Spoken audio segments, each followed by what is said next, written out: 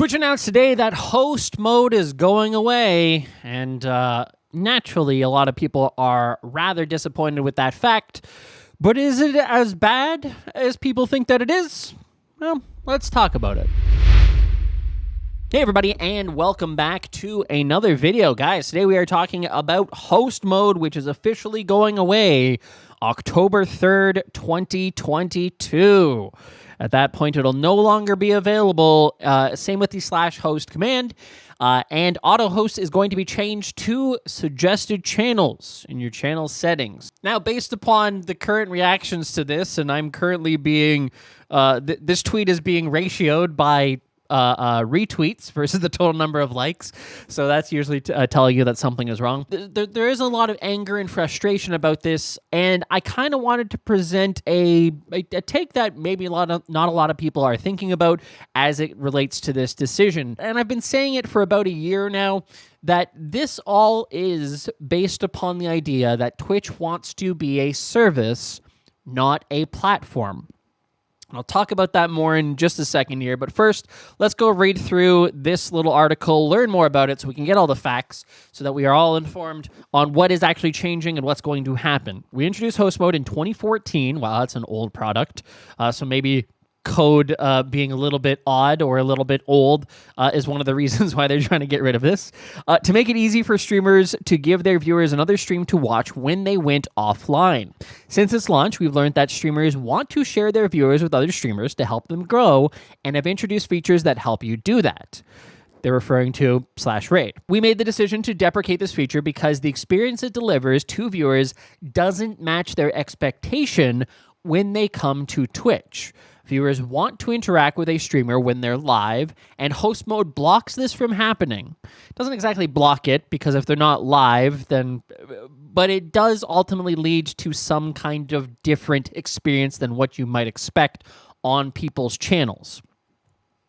Preventing viewers from interacting with the streamer they're watching also limits a viewer's growth potential because they're not able to build meaningful connections with those viewers.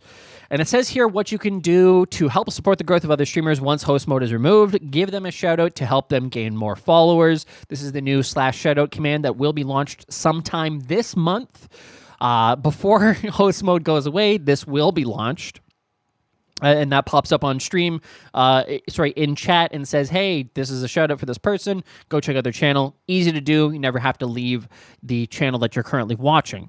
Send your viewers to the channel at the end of your stream. You use the chat command /raid. This is what generally most people already do. It is one of the, I personally believe it is one of the best ways to kind of continue to build community, particularly if you want a way to introduce yourself to new streamers. I know a lot of people don't use raid at the end of their streams, and I think that's a mistake, but maybe that's a talk for another video here. Suggest their channels to viewers when you're offline. Add them to your suggested channels list in your channel settings, formerly known as auto host list, to endorse their channels to those who visit your channel when you're offline. When the channel is live, their stream will appear in the carousel at the top of the page. You can also display your suggested streamers list in your streamer shelf. Let's briefly talk about the channel page here and why the removal of host I don't think is as impactful as some people might think, but it is a indication of things to come, or rather a continuation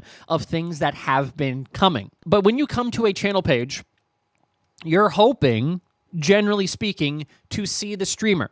Now, I don't have any VODs here. I don't have a channel trailer. I took those down for the purpose of this video, by the way, to show the default experience of coming to a stream with no content. And here you go. There is your first interaction with any kind of content on their stream. Now, of course, they can go to About and find out more, or schedule, or see when the next stream is, or videos, etc., right? But the overall experience of visiting a channel is meant to be about the person that you are going to. When your channel is not live, there's nothing really that you're supposed to do on their streams. And we have some evidence of that in the past, as Twitch got rid of reruns, and in fact, now you have to mark your live stream as a rerun for it to show as a rerun. Basically, they're trying to say that your channel page is your stage, and if you're not on your stage, no one else should be. And I use that word stage very intently because I do have a clip here that I want to play from 5 days ago from the president of Twitch, Dan Clancy. He was at an event in Seattle for PAX, I believe, and he was talking to people about what makes Twitch work and why it is a service. Although he does say platform many times, he definitely intends to mean service. And I'll explain more about what a service is after we watch this video. And one of the challenges with discovery on Twitch is actually part of what we do that is exactly why Twitch works as a community platform. So almost everyone that's a streamer frequently have also been a viewer of Twitch. And one of the things that you'll know with Twitch is the way I describe it is we give you a stage. It's your channel page. And when you drive people to your stage, we keep people on your stage. Okay? And that helps you engage community. And for those of you that have looked at other platforms, one of the things that everyone says is, well, the community is better on Twitch. And that's because we give you your stage. When you think of other creator platforms, whether it's YouTube or TikTok or Instagram, you're using their stage. Okay, the feed on TikTok, you get to spend a little time on it, but if you don't keep running the rat race, you move off their stage. Okay, and the thing that makes Twitch work is the fact that we keep your community engaged with you. Now the problem with that is, it's actually not as good for discovery. Because for discovery, it'd be better. TikTok is wonderful because it just keeps giving you new stuff, right? And it's short form content, and you swipe, and you swipe, and you swipe, and you swipe. And so one way I often think is, how many creators do you see a week when you watch TikTok? 3,000? How many creators do you see on Twitch when you watch for a week? 10? 15? Okay? But that's the magic of Twitch. So what he's talking about there is something that I'm calling attention specificity.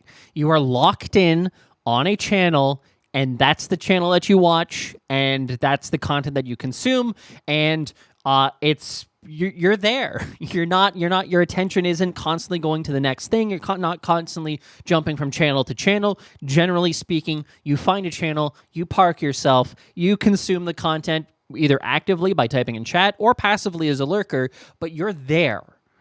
And that attention specificity is different than platforms like Facebook, which is constantly trying to give you something else, like Twitter, which is constantly trying to feed you something else. TikTok obviously is always feeding you something else. YouTube is always putting recommended in the sidebar and trying to get you to watch something else. That's why they prioritize watch time so much in terms of algorithm.